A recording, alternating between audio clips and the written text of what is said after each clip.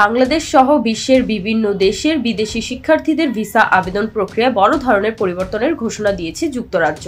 ভিসার জন্য কাগজপত্রের নথিপত্রের পরিবর্তে ই-ভিসা ব্যবস্থা চালু করেছে দেশটি। এর ফলে গত 15 জুলাই থেকে যারা বাংলাদেশ থেকে যুক্তরাজ্যের স্টুডেন্ট ভিসার আবেদন করেছেন তারা পাসপোর্টে আর ভিসার স্টিকার বা ভিনিয়েট পাবেন না। তবে আপনি যদি শিক্ষার্থী, ডেভেলপমেন্ট ইন অথবা স্পন্সরকৃত শিক্ষার্থী অথবা কর্মী ছাড়া অন্য কোনো ক্যাটাগরির ভিসার আবেদন করেন তাহলে এখনো পাসপোর্টে স্টিকার ভিসা পাবেন। দেশটির সরকার বলেছে, ভিসা স্টিকারের পরিবর্তে চালু হওয়া ই-ভিসা সম্পূর্ণভাবে ডিজিটাল প্ল্যাটফর্মে সংরক্ষিত থাকবে।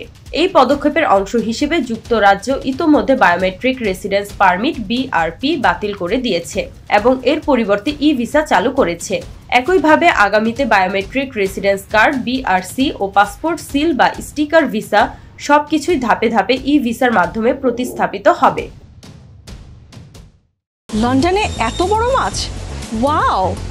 মাছে ভাতে বাঙালি, আর সেই মাছ পেতে আসুন লন্ডন ফিশ নেটে। জি হ্যাঁ, ইস্টহ্যাম পুরাতন টাউন হলের সন্নিকটে আপনার প্রিয় মাছের সম্ভারে ভরপুর। আসুন, দেখুন, বাজার করুন ছোট বড় সব ধরনের মাছ। কি পরিবর্তন হচ্ছে? বাংলাদেশি শিক্ষার্থীরা এখন থেকে ভিসা পেলে তাদের পাসপোর্টে আর কোনো স্টিকার বা ভিনিয়েট থাকবে না।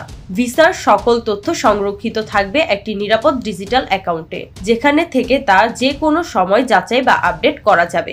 যুক্তরাজ্যে প্রবেশের সময় শিক্ষার্থীদের কাছে কেবল পাসপোর্ট এবং ই-ভিসা অ্যাকাউন্টের তথ্য রাখতে হবে।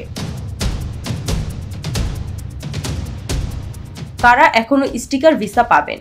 অধিকাংশ আবেদনকারী ই-ভিসা পাবেন, তবে কিছু ক্ষেত্রে ভিনিয়েট স্টিকার চালু থাকবে। স্টুডেন্টদের ডিপেন্ডেন্ট স্বামী বা স্ত্রী বা সন্তান আবেদনকারীরা। যুক্তরাজ্যের হোম অফিস বলছে, এই পরিবর্তনের উদ্দেশ্য হল প্রবেশাধিকার সহজ ও নিরাপদ করা এবং ডিজিটালাইজেশন প্রক্রিয়াকে আরও এক ধাপ এগিয়ে নেওয়া। ই-ভিসার মাধ্যমে যে কোনো সময় যে কোনো স্থান থেকে ভিসা যাচাই বা তথ্য উপাত্ত হালনাগাদ করা সম্ভব।